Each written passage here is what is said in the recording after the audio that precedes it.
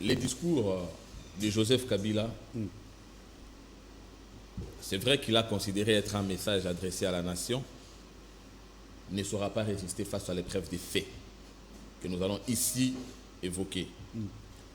D'abord, ce qu'il considère être un silence, le silence qu'il considère être un sacrifice politique, n'est juste qu'une fuite face au devoir de rendre compte de sa gestion calamiteuse et de ses 18 ans empreints des actes odieux contre son peuple.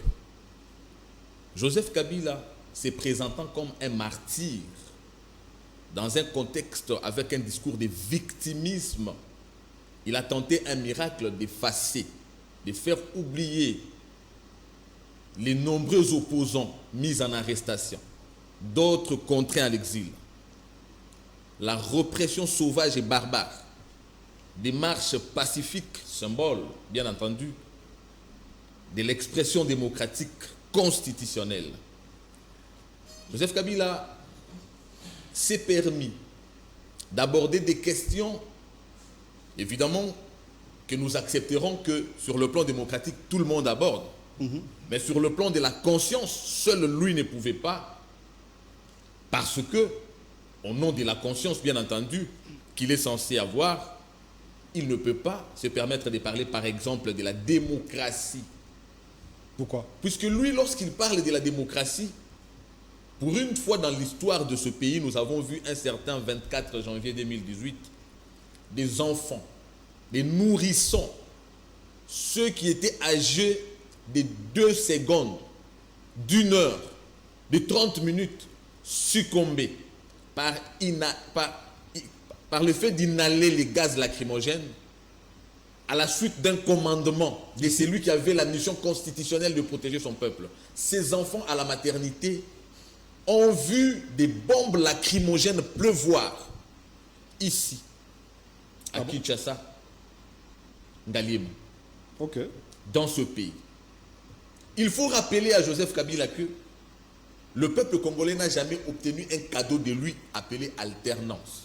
Sinon alors, pour une simple réclamation du respect du délai constitutionnel en termes d'organisation des élections, le jeune, tout jeune, Rossi Chimanga, n'aurait pas pu perdre sa vie.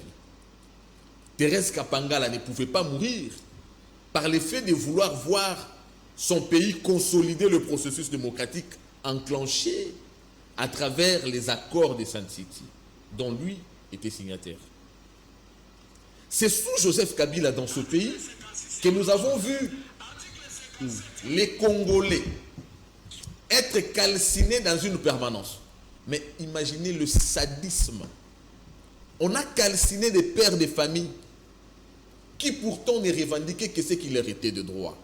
Ça s'est fait ici à Limete, au mois de septembre 2016.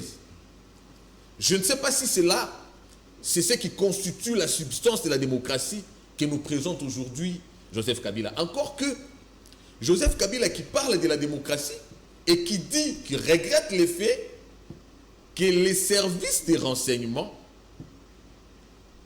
soient détournés de leur mission. Je me pose la question, si la mission des services de renseignement était d'enlever, de cacher au secret, dans les cachots parallèles, de tuer, de jeter dans l'eau, comme le faisait Kalev Mutombo. Sinon alors, que Kabila nous dise pourquoi Kalev a fui. Mais il a des béquilles. Non mais pourquoi Kalev a fui? J'ai dit que tout ce que Kabila a dit ne pourra pas résister à l'épreuve des faits. Je suis en train ici d'énoncer les faits. Sous le régime Tshisekedi, contrairement au régime Kabila, je n'ai pas vu l'armée et la police opérer à travers une langue. On n'a pas arrêté les gens en Chiluba. Mais le Swahili était devenu la langue de l'armée jusqu'à concurrencer, à rivaliser le français sur le plan administratif. Je l'ai dit à la télé. Ici à Kinshasa. Le Swahili a rivalisé avec la langue officielle. Dans l'administration publique, on parlait le Swahili. Oui, mais l'on nous parle par celui qui a impulsé cela comme système. Aujourd'hui, il se permet malheureusement. Je me pose la question s'il s'agit de l'amnésie ou bien nous avons été dirigés 18 ans par quelqu'un qui souffrait de l'Alzheimer. Mais parlons maintenant de la réalité sur le terrain. Est-ce que Joseph Kabila n'a-t-il pas les béquilles lui données par le régime à travers sa gestion? Allez dire à Joseph Kabila, si les béquilles par lui, s'il considère lui les béquilles, l'effet de la gouvernance de Félix Tshisekedi, d'abord je regrette qu'en tant que président de la République, c'est bien d'ailleurs pour ça que nous avons perdu 18 ans comme ça, d'être dirigé par quelqu'un qui ne savait même pas sonder les indicateurs de la gestion de son pays. Lorsqu'il parlait du surendettement, ça prouve à suffisance qu'autour de Joseph Kabila, il n'y a pas eu de bons économistes. Ou même encore, Kabila serait en train de faire la confusion de l'économie sous sa gestion et de l'économie actuelle. Nous ne sommes pas surendettés. Le pays n'est pas surendetté. Ah bon? Je te dis, on est à la télé. Les économistes nous ont Il a parlé de la dette intérieure. Il a parlé du surendettement. On n'est pas surendetté. Il faut dire à Joseph Kabila que le régime Tshisekedi a fait valoir les capacités économiques, la dotation économique, nous reconnue par les faits, de nous faire passer d'un budget de 4 milliards dans un laps de temps les détournements, à 16 milliards. J'en viens, cher ami. Un budget dérisoire. J'en viens, cher ami. Illusoire plutôt. Mais lorsque tu parles d'un budget dérisoire. Et illusoire. Illusoire, bien sûr. Oui. Mais le budget illusoire, c'est un mépris. Dire que c'est un budget illusoire, c'est un mépris. On ne le sent pas sur le terrain. Attendez, cher Désiré, je croyais que j'avais la parole. Allez-y. Parler d'un budget dérisoire, c'est mépriser plus de 6 millions d'enfants pris en charge aujourd'hui par le matelas financier constitué par ces budgets-là. Sous Kabila, les enfants ne sont pas allés à l'école gratuitement, bien que consacrés par la Constitution.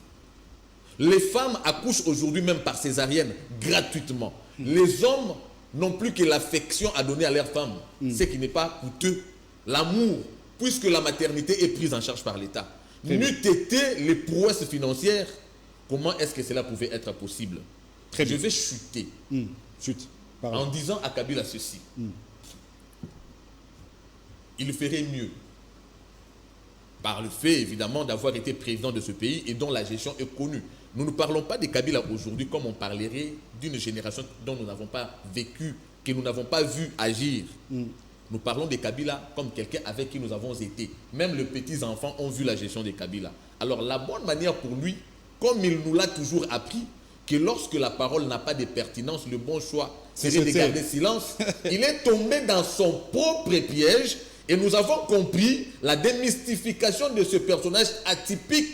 Le fait par lui d'avoir gardé silence était la compréhension de sa personne, par son entourage évidemment, de ses incapacités, puisque l'unique fois que Kabila a tenté d'ouvrir sa bouche, nous avons compris justement que Kabila a représenté effectivement ce que nous avons vu aujourd'hui.